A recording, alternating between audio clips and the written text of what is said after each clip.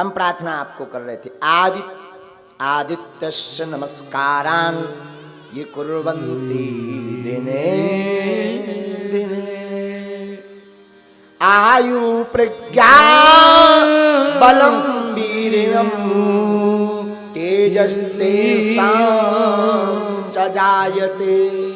शास्त्र कहता है जो प्रतिदिन सूर्य भगवान की लालिमा को अर्घ्य देता है, आयु विद्या बल और प्रज्ञा और वीर और तेज उसका बढ़ता है। सूर्य अर्घ्य के बड़े फायदे हैं। सूर्य एक तो साक्षात भगवान है, जो प्रतिदिन सूर्य भगवान को अर्घ्य देता। अगर विद्यार्थी पढ़ने में कमजोर हो, याददाश्त की दिक्कत हो, तो उसे सूर्य भगवान को अर्घ्य दिलवाओ प्रातः काल का। लेकिन अब तो उल्टो जमानो आ गो। पहले के जमाने में कोई अगर देरी से सोकर उठे तो लोग टेंशन में हो जाते थे, भाई साहब बीमार तो नहीं है। अपने संपूर्ण जीवन काल में महाराज दशरथ जी केवल एक दिन देरी से सोकर उठे, जिस दिन राम जी को वन जाना था। तो पूरा नगर में हाहाकार मच गया कि आज महाराज इतनी लेट तक क्यों सो रहे। और आज के जमाने में जल्दी जग जाओ, सोआ फट। तो 4-5 बजे उठ जाओ, घर ही के पूछने लगा पेट तो नहीं है खराब, कहे भैया कौन जाने हैं। कैसे जब लोग 8-9 बजे भाई साहब आना जाए, जब लोग इनकी आंख ही नहीं खोला था। जब सूर्य भगवान आके एकदम लाल गरम हो जाए, बेई खिड़की में वो घुसाता है, हम आ गए उठाओ, तब लगातार अंधे आइए हो गई, चाय तो ले आओ, चाय तो चाय मंगाओ। पहले अच्छा सोबे पे हमें ध्यान आओ, पहले के जमाने में आदमी उठत तो सीताराम का तो धरती माता के पांव परत तो मताई बाप प्रात काल उठ के रघुनाथा मात पिता गुरु ना बई माता मताई बाप का पांव परत तो कराग्रे बसते लक्ष्मी कर मध्य तो सरस्वती कर मूले तो गोविंदा प्रभाते कर दर्शनम, हाथ के दर्शन करत तो। आज के जमाने में कराग्रे बसते लक्ष्मी कर मध्य तो सरस्वती कर मूले तो गोविंदा तो ठीक है, पर प्रभाते कप दर्शनम पर ही पर का बन गई। सुमान से अगर ब्याह हो तो घर बाई का रुक जाओ, और अगर ब्याह नहीं भाव मताई है तो मताई उतई से चलाओ। अब तो बेड ही पिया चाने तो आके नहीं पी सका था। बताओ जो हाल है। तो अगर आप रोगी हैं, याददाश्त की दिक्कत है, तो प्रातः काल प्रतिदिन सूर्य भगवान को अर्घ्य दीजिए। सूर्य भगवान को अर्घ्य देने से आयु प्रज्ञा बलम वीर्यम तेजस्वी तेषां च जायते।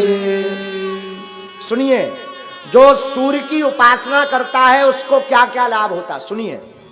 पाचन तंत्र मजबूत होता, शरीर की विटामिन डी की कमी दूर होती, पूर्ण होती, विटामिन डी की कमी पूर्ण होती, याददाश्त तीव्र होती। सूर्य भगवान प्रत्यक्ष दर्शन है तो सन्मुख हो ही जीव मोहि जब ही जन्म कोटि अघनाशे तब ही। भगवान रूप में अगर रोज सूर्य की उपासना करोगे तो प्रतिदिन के पाप नष्ट हो जाते हैं। सूर्य अर्घ से, सूर्य उपासना से बुद्धि ठीक रहती। सूर्य उपासना से बुद्धि तीव्र होती, मानसिक शांति मिलती। तनाव में है, डिप्रेशन में है, तो तनाव मुक्त होते सूर्य उपासना से। अनिद्रा है, नींद की दिक्कत है, तो सूर्य उपासना से अनिद्रा की दिक्कत दूर होती। और बड़ी बात क्या बोले महाराज जी, भगवान राम भी सूर्य की उपासना करते रहे। और बड़ी बात क्या बोले, राम जी का अवतरण जिस वंश में हुआ उस वंश का नाम भी सूर्य वंश है। राम जी आए थे सूर्य वंश में, भगवान कृष्ण आए चंद्र वंश में। तो अगर आपको नींद की दिक्कत है, अगर आपको अनिद्रा है, याददाश्त की दिक्कत है, पाचन तंत्र कमजोर है, शरीर में विटामिन डी की कमी है, चेहरे पर तेज चाहिए, आंखों की रोशनी तीव्र चाहिए, तो प्रातः काल, जिसे अंग्रेजी में सनराइज कहते हैं, प्रातः काल अर्घ दीजिए। और मैं निवेदन करूंगा प्रत्येक माता पिता से, आप आप कर पाओ ना कर पाओ, भगवान करे तुम्हारा भलो होए, तुम्हारे घरे उजियारो होए, पर अपने पुत्र अथवा पुत्री को जरूर प्रतिदिन सूर्य भगवान का अर्घ करवाओ। सूर्य सत्य है, प्रत्यक्ष देव है। संसार मिट सकता पर सूर्य चंद्रमा नहीं मिटते। सूर्य और चंद्र भगवान के नयन हैं, भगवान के दो नेत्र हैं, एक है चंद्र और एक है सूर्य। सूर्य की उपासना करने के लिए हमारे पास एक गायत्री भी है जो हमने विद्वानों के मुख से सुनी। आप इस गायत्री को नोट कर लें तो रोज इसी गायत्री का जप करने से आपकी संपूर्ण सूर्य पूजा हो जाएगी।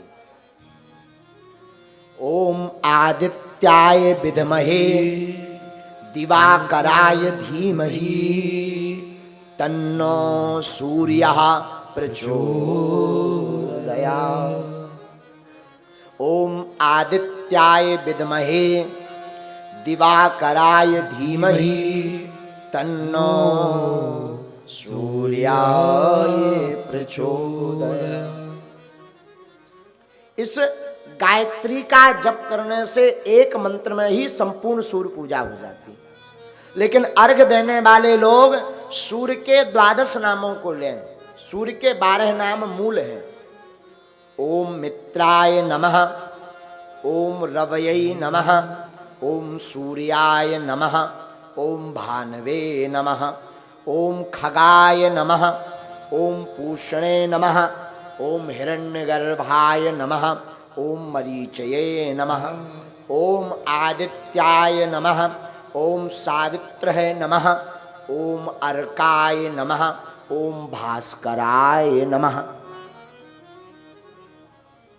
इन नामों से जो सूर्य को अर्घ्य देता है उसकी विद्या बढ़ती है।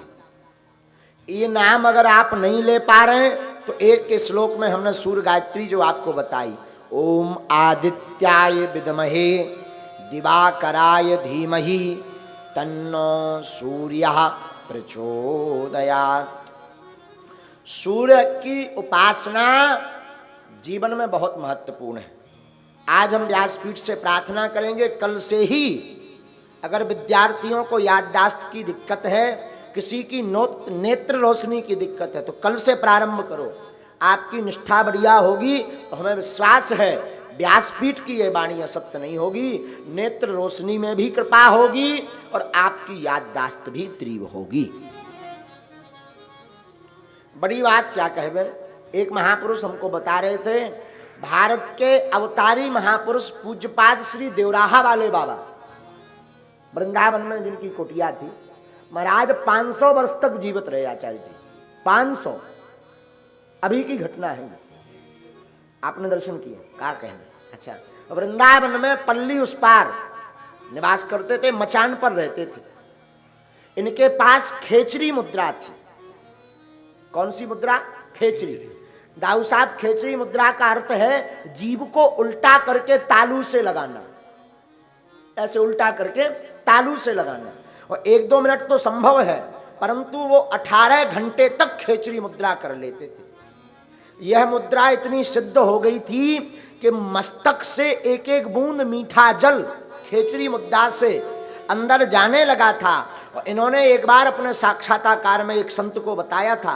पूज्य पहाड़ी वाले बाबा जी ने इनके दर्शन किए, भक्तमाली जी महाराज ने भी दर्शन किए, शायद हमें अनुभव है। पूज्य पहाड़ी वाले बाबा ने भी दर्शन किए। तो एक वृंदावन के हमारे एक बड़े स्नेही संत हैं श्री मोहन बाबा, वो हमें बता रहे थे एक दिन रात को, बोले महाराज जी एक बार हमको बता रहे थे, वैसे तो वो बहुत कम बात करते थे, एक दिन उन्होंने हमें छुआरे का प्रसाद दिया। अब वो हमें कह रहे थे, बेटा, बिटवा कहते थे, बेटा एक बात याद रखना, अगर जीवन में बहुत ज्यादा तुम्हें याददाश्त का बलवान बनना है और हमारे जैसा अगर दीर्घायु बनना है तो सूर्य उपासना करो। वो पूज्य देवराहा वाले बाबा की वाणी उनसे जिस महापुरुष ने सुनी, हम उनको बताए, उसको बता रहे। और सूर्य की उपासना अद्भुत है। सूर्य मतलब रवि, रवि मतलब भास्कर, दिनकर, प्रभाकर, आदित्य, भानु, मार्तंड, अंशुमान, ये सूर्य है। और अंग्रेजी में कहें तो सन जो सूर्य की उपासना करता है वो बड़ा बलवान होता, बुद्धि विवेकवान होता। देखो साधारणतया प्रतिदिन सत्संग कर पाना मुश्किल है। वैसे तो रामायण में गोस्वामी जी अंकित करते, बिनु सैतु संग विवेक न होई,